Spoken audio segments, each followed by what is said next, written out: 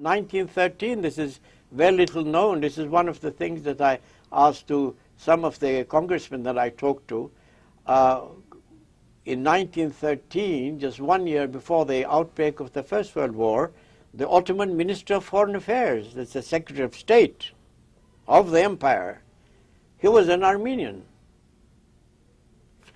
That was quite natural in the Ottoman setting. It could be done because this was the country of all the peoples that were represented within the empire. An Armenian could become, a Greek could become a minister in the cabinet and so on. And so they did, and they could hold any public office, especially after the 1850s. Of course, they were free to in business, and many of them flourished. They were in the upper strata of the social triangle, and they were rich people, they were wealthy, so they had very little to complain about. What had caused so-called Armenian genocide, or what was the story and facts behind 1915? First of all, the Armenians, although not all of them, but many of them revolted with the support, courage, and the money and the arms that they got from Turkey's enemies at that time. And they were principally Russia, for instance. And when we entered the First World War, we had to side with a group of states that did not include Russia. And that's why we sided with Germany and Austria-Hungary. And therefore, in consequence, our enemies also became the British and the French as well. And although we were in the different groups of states away from the United States, we never fought them. We never declared a war against the United States. The United States never declared a war against us. But they became allies of the British and the French after 1917. They were newcomers into the First World War, as you remember. But we didn't fight against each other. But the British, the French, and the Russians, they gave money and arms to the Armenians who revolted. Now, the Jews, during the Second World War, did not even touch a weapon, although millions of them were sent to the concentration camps and eventually to death. There is not a single occasion, only one, in Paris, a Jew living in Paris took a shot against the third secretary of the German embassy and wounded him. That was the only exception.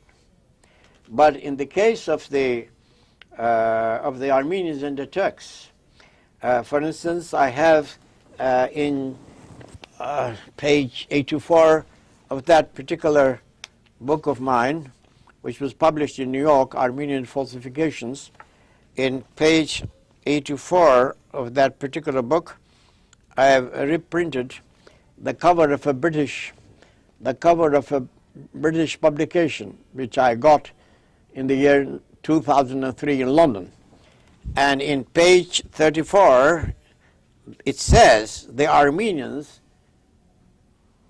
quote, slaughtered an estimated 120,000 non-Armenians, while the Turkish army was preoccupied with mobilization, unquote.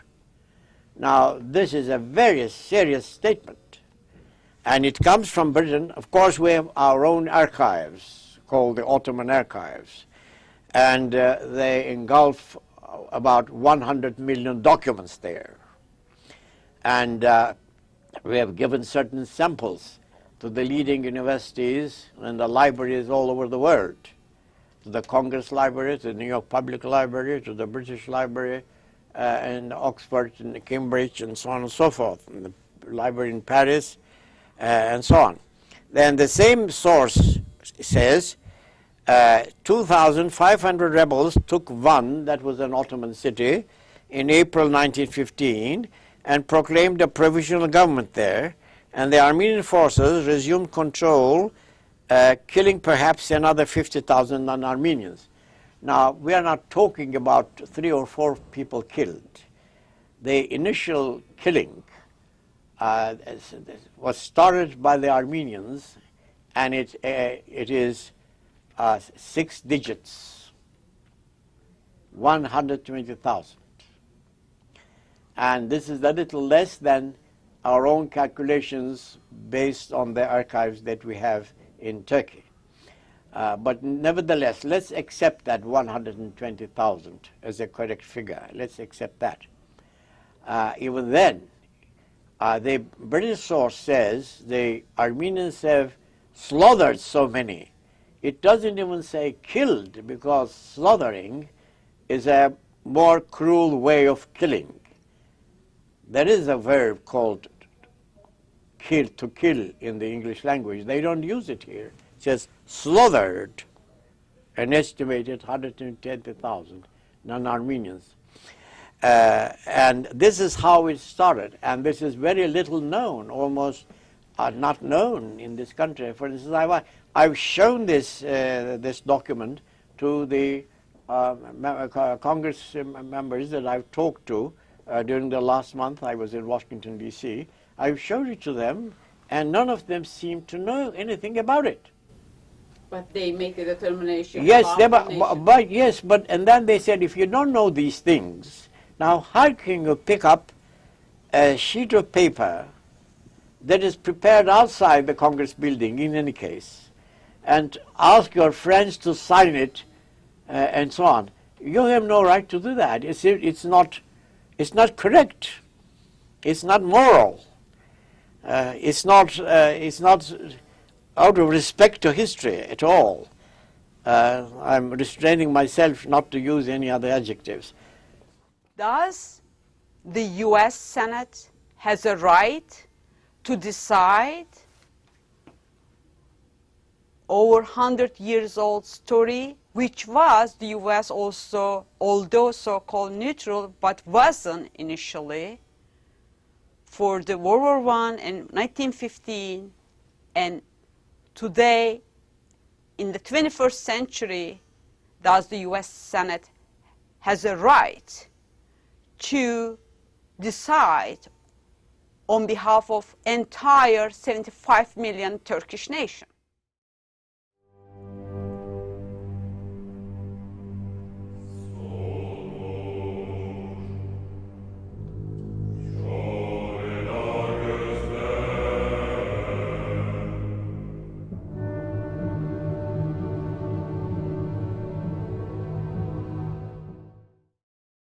Well, historical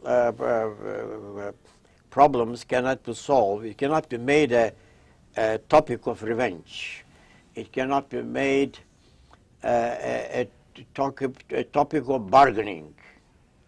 And it cannot be made a topic of a political feud. It's a matter of factuality and justice. For instance, some historians are very, and legalists, they're very serious about these things. For instance, you remember that there were the Nuremberg trials and also the Tokyo trials at the end of the Second World War. And of course, the Germans had to be punished for what they had done, and the Japanese militarists as well, not the whole Japanese nation, not the whole German nation, but the Nazis and the militarists at least. Nowadays, of course, I follow everything that is being published on these things. It's a part of my job. And now they ask, they've been asking for the last few decades, that they were not proper places seeking justice, because all the judges were representative of the victorious powers. And a place like that should be independent. And they should be independent of every government. Now, some civilian targets were also, in Germany, were also bombed by the Allies during the war. I personally don't approve of the use of the atomic bomb over the two Japanese islands. And these were civilian targets. And now legality says that this shouldn't have been done. On the other hand, I mean, you cannot be selective in such things. And also, you cannot pretend that one side is the victim all the time, and the other is the victimizer continuously. Now, the Armenians are supposed to be the victims and the Turks victimizers. That's not true. Well, what about that British document that I've just showed you? That they've at the very beginning, and when the Turkish army was busy calling the young men to the arms, to take up arms, to get prepared for the war, and the hot part of the war had not yet started, as a matter of fact. I mean, first you get organized into the proper soldiering and so on. There's a drilling involved, and there's some education in the basics of fighting and so on and so forth. This takes a little time. Well, in any case, so even before that, long before that, they killed 120,000. Nobody mentions this. And of course, when the Japanese bombed the Hawaiian Islands, the American naval base there, Pearl Harbor, all the Japanese Americans, some of them who had become American citizens for the last so many years, were put on concentration camps and kept there for the long duration of the whole war. And none of them had ever touched their hands on any weapon. The same cannot be said about the Armenians. And their commanders have already published memoirs saying that this is how we killed the Turks. And they received letters of thanks from the Russian Tsar, Nicholas II, and thanks from the British General Allenby, and thanks from the Clemenceau, the French Prime Minister, and Lloyd George, the Prime Minister of Great Britain, and so on and so forth. And thank you very much for what you have done to our cause during the war, and so on. And some of their generals, Pastor Magian, for instance, or Antranik, they published books about their exploits, and they were proud that they killed Turks. What was the role of the World War I? Who were responsible? Turks, Armenians, or Western powers? Who used them? Who victimized both of them? Now, General Pastor Magian, who was formerly an Ottoman minister in the cabinet in Istanbul. He defected, and then he became a commander of some of the armed Armenian troops. He published a book in his own language in this country, because when he lost everything, he came to this country, and as a matter of fact, he published two books, and one of them carries a title something like that the Allies ostensibly won the First World War on account of Armenian support. Of course, this is an exaggeration, but let's put the exaggerated portion aside, there is no doubt that the Armenians were very active participants during the war. And for instance, their representative in Paris, before and during the Paris Peace Conference in 1919, he wrote several official notices and letters to the French foreign ministry saying that the Armenians from the beginning of the war were belligerents. So I think this is a very clear-cut statement. They participated in the war against the Turks, and they fought not only against the Turks, but also against the Georgians, against the Azeri Turks, with the Greeks against the Turks, with the French against the Turks, with the British against the Turks, with the Russians against the Turks, moreover, against each other as communist Armenians and non-communist Armenians. They killed people and they got killed in return. That was war. They participated in not less than a dozen wars during the short period of 8 years between 1914 and 1922.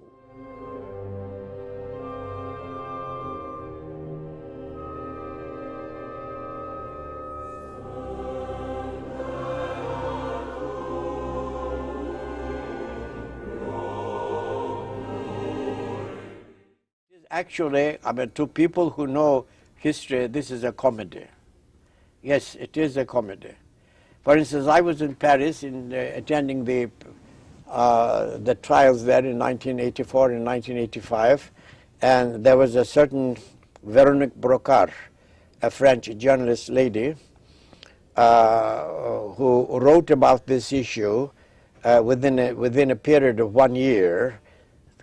3 articles, all of them covering one whole page of Libération, which was a daily paper in Paris. And in each case, she started with 1 million, and the next article, more than 1.5 million, and in the next article, more than 2.5 million. Now also and then, yes, I had a talk with her. And I produced all these 3 articles of her, and I asked her whether she had any right to do that.